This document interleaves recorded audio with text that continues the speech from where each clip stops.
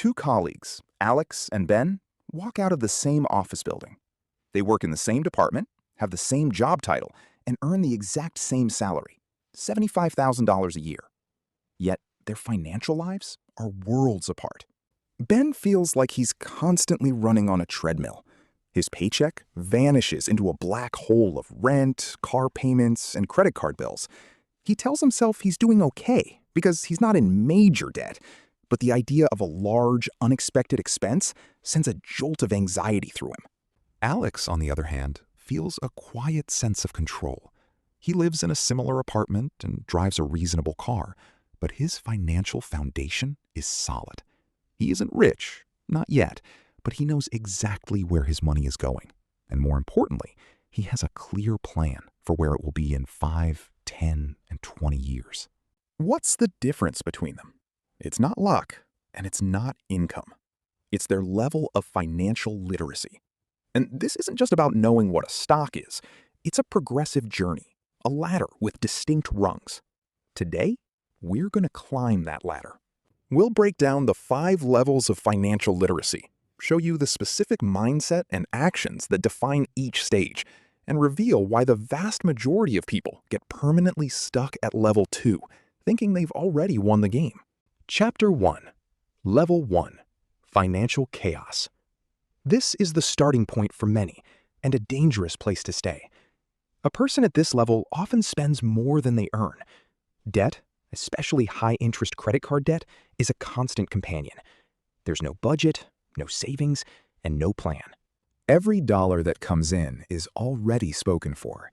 Life is lived paycheck to paycheck, and a minor emergency, like a car repair, can trigger a full-blown financial crisis. The primary financial emotion at level 1 is fear.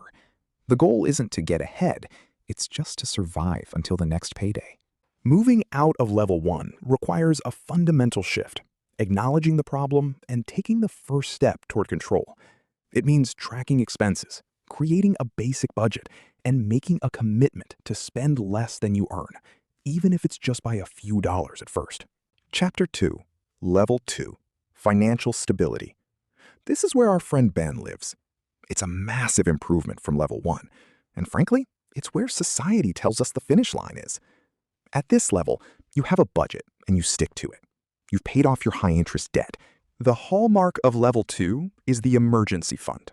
3 to 6 months of living expenses saved in a high-yield savings account. This fund is a wall between you and chaos. When the car breaks down, you feel annoyed, not terrified. You use the fund and then replenish it. You have control. People at level 2 also start basic retirement saving. They contribute to their company's 401k, especially if there's a match. They're doing everything right according to conventional wisdom. So what's the problem? The problem is that level 2 is a plateau, not a peak. Getting stuck here is easy because it's comfortable. You're not in crisis anymore. You can afford your lifestyle. But at this level, your money isn't working for you. You are still working for your money. Your wealth is growing at a snail's pace, barely keeping up with inflation. This is the great trap of good enough. Chapter 3. Level 3. Financial Growth. This is where Alex operates. This is the transition from defense to offense. People at level 3 understand that saving alone will never make them wealthy. The real engine of wealth creation is investing. This goes beyond just getting the 401k match. Level 3 means actively and consistently investing a significant portion of your income, typically 15% or more, into low-cost index funds or ETFs, inside tax-advantaged accounts like a Roth IRA, and then a taxable brokerage account. Let's look at the math for Ben and Alex. Both earn $75,000. Ben, at level 2, saves 6% to get his company match. That's $4,500 a year. Alex, at level 3, saves 15%. That's $11,250 a year.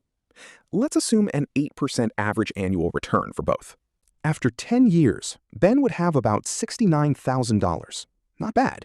But Alex would have over $173,000. The gap is already huge. After 20 years, Ben has $218,000. Alex has a staggering $546,000. That's more than double, simply by moving from stability to a growth mindset. After 30 years, Ben has a respectable $540,000 for retirement. But Alex, he has over $1.3 million. This is the power of level 3. It's not about timing the market. It's about time in the market and a higher savings rate. It's about understanding that your future self's quality of life is bought with the investments you make today. People at level 3 also focus on increasing their income. They negotiate raises, develop new skills, or start a side hustle. They see their income not just as a means to live, but as the primary tool to fuel their investment engine. Chapter 4. Level 4.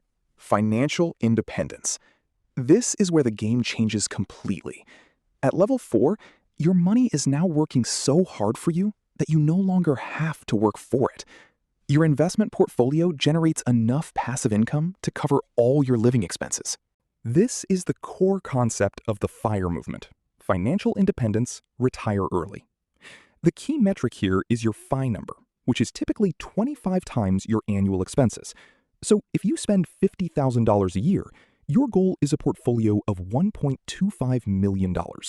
The skills at this level are more advanced. It's not just about accumulating assets anymore. It's about managing them. Level 4 individuals understand asset allocation, risk management, and safe withdrawal rates, like the 4% rule. They are focused on capital preservation and generating a reliable income stream. Work becomes a choice, not a necessity. You might keep working because you love your job, or you might retire to travel, start a passion project, or spend more time with family. The ultimate luxury at this level is owning your own time. Chapter 5. Level 5. Financial Legacy. This is the final stage, a level of wealth that transcends your own lifetime. The focus here shifts from personal financial independence to multi-generational wealth and impact. At level 5, you are thinking about estate planning, trusts, and tax-efficient ways to transfer wealth to the next generation or to charitable causes. You're not just managing a portfolio, you're acting as the steward of family capital. The questions are bigger. How can this wealth empower my children without ruining their ambition? How can we use this capital to make a positive impact on the world? This level is less about spreadsheets and more about philosophy and values. So let's recap the journey. Level 1, chaos. Level 2, stability. Level 3, growth. Level 4, independence. And level 5, legacy. Take a moment and honestly assess where you are right now on this ladder. There is no shame in being at level 1 or 2. Most people are. The only mistake is choosing to stay there. The difference between Ben and Alex wasn't their starting line. It was their destination. Ben aimed for stability and got it. Alex aimed for growth and is on the path to independence. Your actionable takeaway is this: don't try to jump from level 1 to level 4. Focus on mastering the skills of the very next level. If you're in chaos, your only mission is to create a budget and build a tiny emergency fund. If you're stable, your mission is to open a Roth IRA and automate your first investments, no matter how small. Financial literacy isn't a genetic trait. It's a skill you build. It's the invisible engine that determines whether your financial life is a source of stress or a source of freedom. Choose your destination and then take the next step. If you're ready to learn the specific strategies to move from level 2 to level 3, how to invest, which accounts to use, and how to do it automatically, that's what we explore on this channel every week. Subscribe to Shad Invests to continue your journey up the ladder.